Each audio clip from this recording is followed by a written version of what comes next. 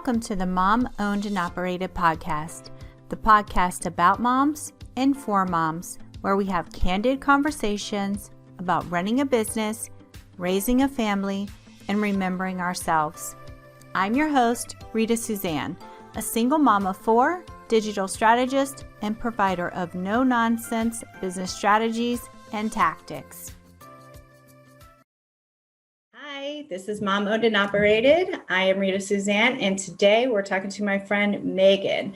Megan, can you please take a minute and introduce yourself to everyone? Absolutely. I'm so excited to be here today.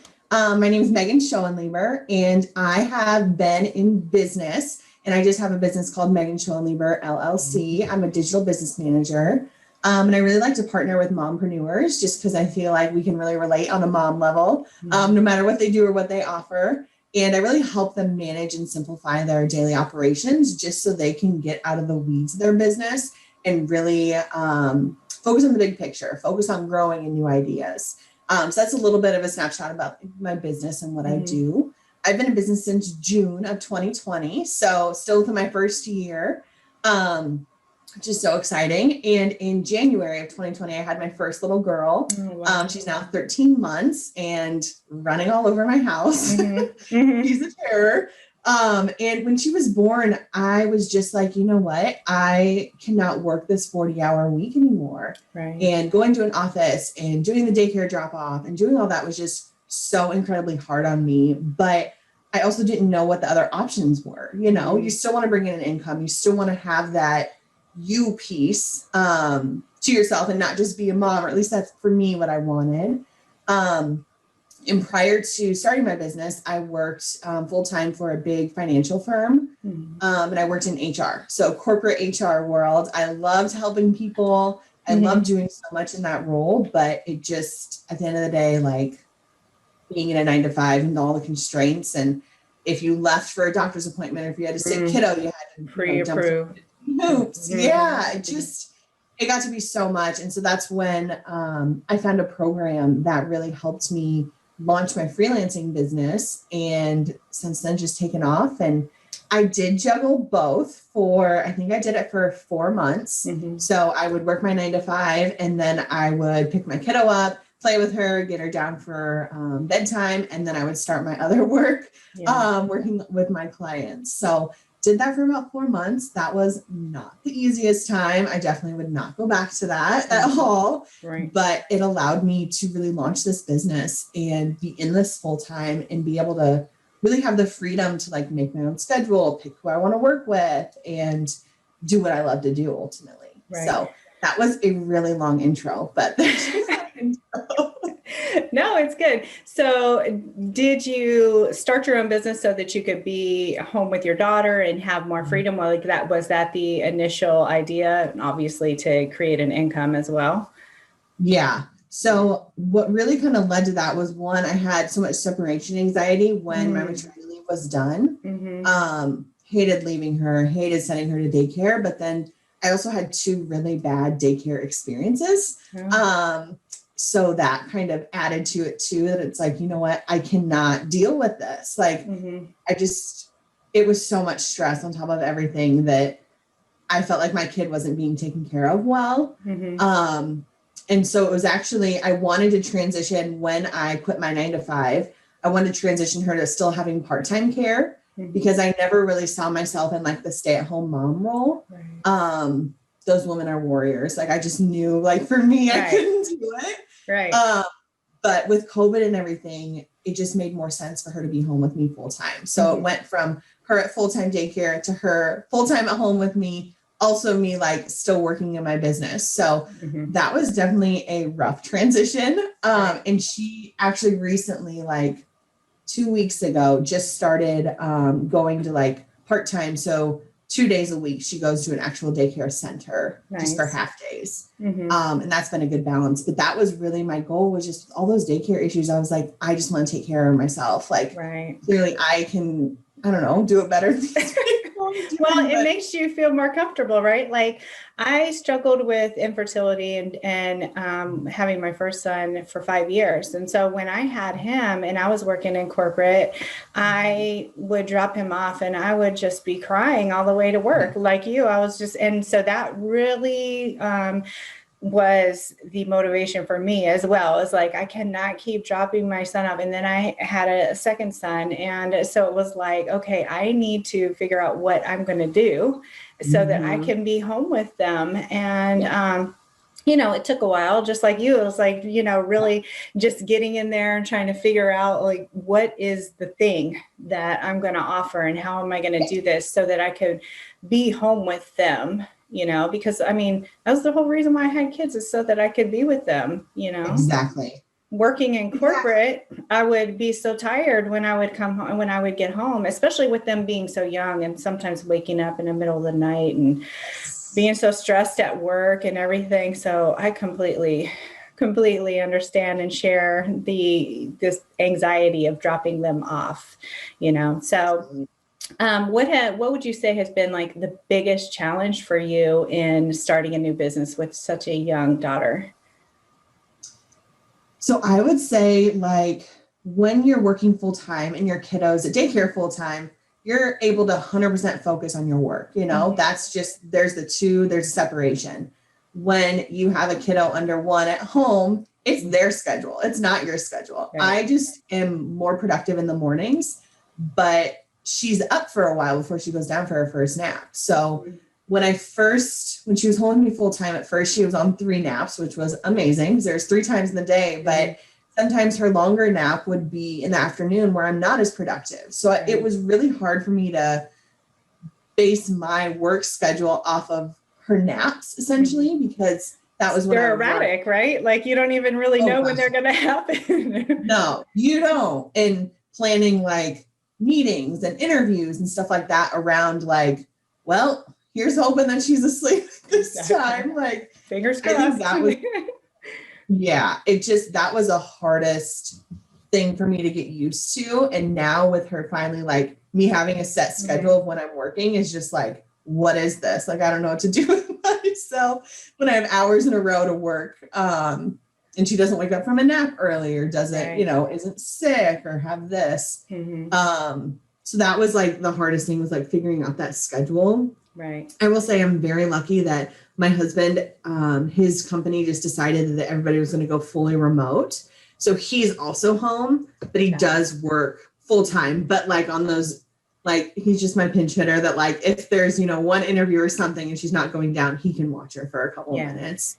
But then the other big thing that's been a huge help for me is that my mom lives not too far away and she works part-time. So 2 days a week, Tuesdays were like her main day where she would come and I would have like 6 hours in a row and uninterrupted, where I can get some work done. So those things in combination really kind of help me get through that. But it's also just kind of a big mindset thing that's like, okay, I'm on her schedule, but how can I make that work for me in my business? Yeah. And I think that you're doing it right by even asking other people to help you. Like that's always been an issue of mine is like, even my ex-husband at the time, I really wouldn't ask a lot because I just, I wanted to do all the things and, like we can't because we get burnt out. So, speaking of that, and I don't want to say balance because there's no real true balance, but how are you able to run a business, raise your family, and also like remember yourself? Because that yourself is the first thing to go. Yep. Oh yeah. Honestly, my daughter's 13 months old and I'm just now figuring out like adding the self part in there. Right. It's my biggest thing with like the balance is trying to be very intentional with like time blocking. And so let's say like I'm up with her in the middle of the day. She just got up from her second nap. It's before lunch. I'm trying to put the phone down. I'm trying to say, okay, this is my time with my daughter. Like work stuff is going to wait until my next block of time where I'm working. Or like when she gets up from her second nap and then like we're doing like our evening stuff. That's time with my family. That's not, I'm not going to sit here and be networking or checking emails and whatnot. And it's hard because you know that stuff is sitting there waiting for you. Right. Whereas like at my 9 to 5, most days I was able to knock out my full checklist, my full to-do list and be done with it. You know, that was. And then go socialize, right? Right, exactly. Owning your own business, you're not just doing client work. You're doing all the things behind the scene in your business too. Your own business, right. Yeah. So the to-do list is never done. At least mine never is. There's always something else. I keep adding to it. I keep on saying, oh, that's good. I need to do this. I need to do that. Oh. And I think that's how, and so I always say to people like, you know, doing the service is only one aspect of running your own business. I think that a lot of times people assume that when you start your own business, like you're just focusing on the service. Oh, I have a website. People are going to come. I'm going to make millions. No, you have to do all the other things as well. Exactly. Or hire somebody if you have those funds to do those things. Right. But most, you know, new business owners don't really have that, you know, that option. And I think this is why new businesses fail, is because they don't really see the overall, like what you have to do and how important marketing is, and consistently marketing yourself is important. And so with that being said, if a mom came to you and she wanted to start her own business, what would be the advice that you would give her? So I would say, if you want to start your own business, the biggest thing that helped me was, well, one, getting like your support system on board, because if my husband wouldn't have bought into this program that I joined or that I bought, I mean, that just wouldn't work. I needed that support system or someone else. And that's just one of the things. Sorry to get off topic, but no, you're good. But I don't think people talk about enough is that you're a one-woman show in your business most of the time. It can be really lonely because you have these big decisions with, like when I had to let clients go, when I needed to upgrade my prices, when I scaled from a virtual assistant to a business manager, I had to let people go and let those decisions be known, and how to pick through that and processing all that. You're on your own for the most part. And it's probably scary. And you're thinking like, am I doing the right thing? So having that support. Yeah, exactly. So that I would say is like the first thing to talk it through with whatever your support system is, to, you know, just talk through the pros and cons to make sure it is for you. But then also, I really recommend getting a course and having that help you figure out all the different behind the scenes, like paying quarterly taxes, which is just like, what is all of that? How to get yourself out there, how to set up, just shop virtually. That was one of the biggest things that I think helped me be successful from the start, is someone's already gone through this. They know all the trials and tribulations you're going to go through. They kind of give you a roadmap. So those are the two biggest pieces of advice, I would say. Yeah. And unfortunately, a lot of moms or women start out without the support of their spouse, right? Like and that has to be so hard. Well, I know firsthand that is hard. My first husband, he was super supportive of my business, you know, moved across the country and helped out with, you know, and then I got remarried. And that one was always like, oh, you should go get a job. He just did not understand what it was like for someone to run their own business. And so if someone doesn't really fully invest, they can't truly support you, you know? So, let me see. Tell us more about like how another mompreneur could, I hate that word, mom business owner, because it's just so, I don't know, cliche, but you know, if someone wanted to hire a business manager, like what are the things that you offer like to somebody to take off some of that stress and support them so that they're not so emotionally, I don't know. Absolutely. And I would say with my corporate background, one of the things that I just love to jump in and help people with, and they usually see the quickest relief, is just that team management and like their hiring needs. So really just taking off the load of people always coming to them and just kind of being that buffer for them so that they don't have 15 people coming to them with questions. They have one. And really being that person who can check in with those team members regularly, make sure everybody's on board, make sure that side of things is organized, but then also figuring out, okay, we have 10 people, but we have all this other stuff. that no one's doing? Can we reassign that, or do we need to hire? Right. And then, okay, if we need to hire, what does that even look like? So that's where I kind of come in to help them with that process, to go in and actually find the right people and bring them on board as well. So those are my two like specialties, I would say. But then also I love getting into businesses and helping them with their systems. So just really building like a resource bank for them so that things aren't just band-aided fixed and it's actually all streamlined, and you have like a very clear project management tool with like lists of to-dos and processes and all of those different things in their business.